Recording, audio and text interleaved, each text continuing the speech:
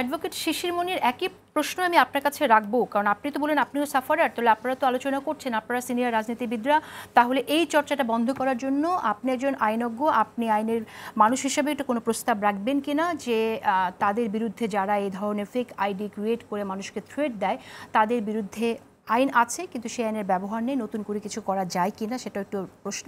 এবং আরেকটি ব্যাপার যেটি আমাকে তুহিন খান বললেন যে স্পেসিফিক কেন মাহফুজ আলমের উপরে এরকম হামলা হবে, কারণ আমরা তো অনেক নেতাদেরকে দেখি, আপনাদের দলের নেতা বা অন্যান্য নেতাদেরকেও আমরা দেখেছি, এমনকি এনসিপির অন্য নেতারা বাইরে গেছে, কিন্তু মাহফুজ আলমের উপর এর আগেও আমরা এরকম হামলার ঘটনা দেখেছি, একটু শুনতে চাই।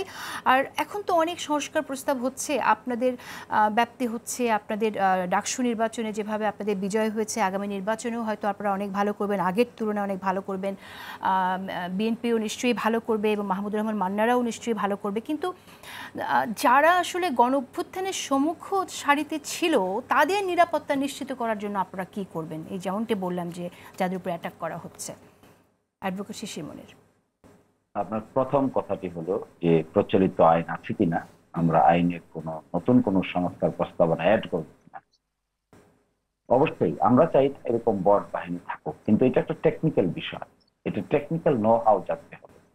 এটি টেকনিক্যাল নো হাউ জেনে এক্সপার্টদের, মান্নাবের সঙ্গে আমি 100% একমত, এটা এক্সপার্টিজ ব্যক্তিতে কাজটা করতে হবে। এখানে জোর জবরদস্তি করে শুধু আইন করলেই কাজ হবে না, এটা একটা হাইলি টেকনিক্যাল ইস্যু, টেকনোলজিক্যাল ব্যাপার। টেকনোলজিকে মোকাবেলা করার জন্য টেকনোলজিক্যাল নো হাউ লাগে, এর বাইরে গিয়ে আমরা শুধু আইন করলে এখান থেকে বেরিয়ে আসতে পারবো না। ফলে আমরা অবশ্যই এই সংস্কার প্রস্তাবের এই জায়গায় এটি দৃষ্টি যদিও সময় শেষ হয়ে গেছে, তারপরেও আমরা দৃষ্টি আকর্ষণ করার চেষ্টা করবো এই কথা বলে যে টেকনিক্যাল নো হাউ এবং টেকনিক্যালি যাদের সাউন্ড নলেজ আছে, এক্সপার্টিজ আছে, তাদেরকে যেন ইনভাইট করে তাদেরকে নিয়ে এসে এই জিনিসটার কি সমাধান বের করা যায় এটা যেন। অশেষ ধন্যবাদ শিশির মনির, অশেষ ধন্যবাদ, আপনি কথাটি বলেছেন, আমরা তাকেই থাকবো আপনাদের উদ্যোগের দিকে। কথা হলো আপনি বলেছেন যে ওয়াই মাহফুজ আলম, কেন মাহফুজ আলমকে বারবার টার্গেট করা হয়। একটা জিনিস আপনি দেখবেন, এই কথাটি এসেছেন এনসিপির সভাপতির মুখে, তিনি বলেছেন এই কথাটি। একটা জিনিস দেখবেন, এখানে মূল ইস্যুটা কিন্তু ভিন্ন, আমরা ভিন্ন কাছে প্রবাহিত করে ফেলছি।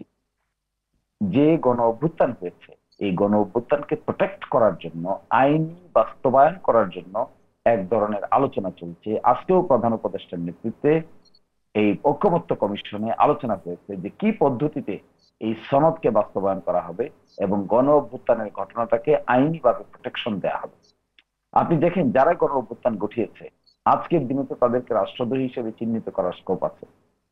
আজকে আমি আপনি যারা এই গণ অভ্যুত্থানের বেনিফিশিয়ারি, যদি আমরা এই গণ অভ্যুত্থানকে প্রোটেক্ট করতে না পারি, আইনি ভাবে এটাকে সুরক্ষা দিতে না পারি, তাহলে আমরা শুধুমাত্র মাহফুজ আলম কেন, সকলকেই আমরা একটা রিস্কের মধ্যে ফেলে দিচ্ছি।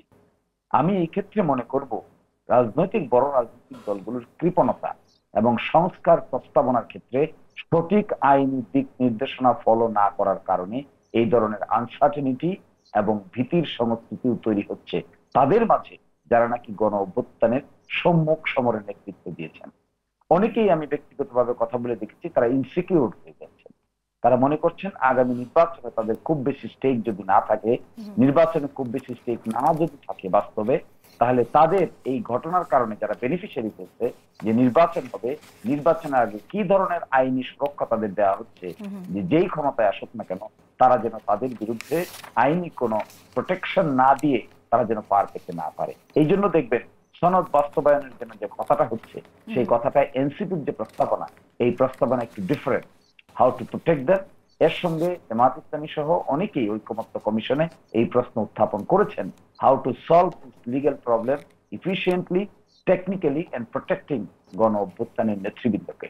আমার ধারণা এই প্রেক্ষাপট থেকেই মাহফুজ আলম সাহেবের যে কথাটা এসেছে, এবং শুধু মাহফুজ আলম সাহেব এনসিপি গঠন করেছেন। জি, ধন্যবাদ আপনাকে। আমি আপনি জুলাই সনদ বাস্তবায়ন নিয়ে কথা বলছেন, তো জুলাই সনদের বাস্তবায়ন প্রক্রিয়া জটিল পর্যায়ে নেওয়া হচ্ছে এরকম মন্তব্য করেছেন আমরা দেখছি বিএনপি স্থায়ী কমিটির সদস্য সালাউদ্দিন আহমেদের সাথে জুলাই সনদ নিয়ে আলোচনার জায়গা দিয়ে আপনি 106 ধারার অধীনে সুপ্রিম কোর্টের কাছ থেকে শুনে এই অন্তর্বর্তীকালীন সরকার গঠন নিয়েও আপনি বলেছেন যে এটা হতে পারে না।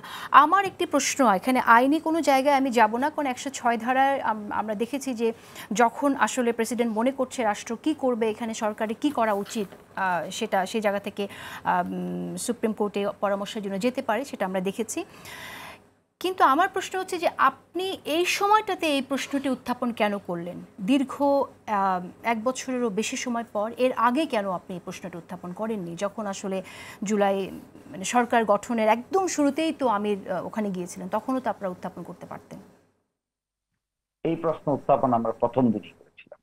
আমরা 106 অনুচ্ছেদের অধীনে যে সরকার গঠন প্রক্রিয়া করা হয়েছে আমরা সেটাকে প্রথম থেকেই সাপোর্ট করিনি।